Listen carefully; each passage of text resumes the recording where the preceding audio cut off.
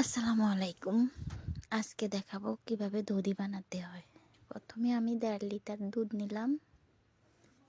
1.5 litre দুধকে আমি জাল করতে শুরু করলাম। তো জাল করতে শুরু করলাম, লাড়তে থাকবো, তাহলে নিচে আর বসবে না। পাশে পাশে আমি 2 টেবিল চামচ গুঁড়া দুধ নিলাম।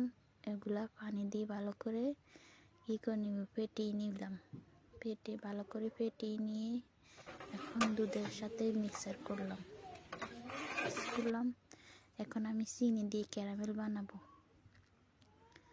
তো চিনি দেওয়ার পর চিনিগুলোকে এভাবে লাড়তে থাকবো। লাড়তে লাড়তে আস্তে আস্তে একটা সুন্দর কালার চলে আসবে। এই যে দেখুন সুন্দর কালার হয়েছে। এখন ক্যারামেলটা আমি অ্যাড করে নিলাম দুধের সাথে।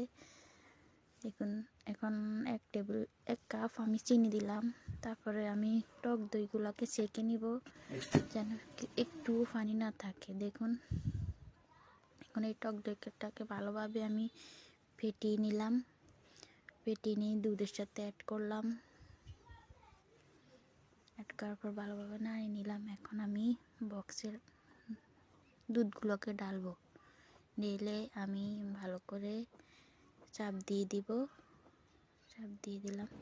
এখন দেখুন আমি দুধটা বের করলাম। দেখুন আমার দধি হয়ে গেছে।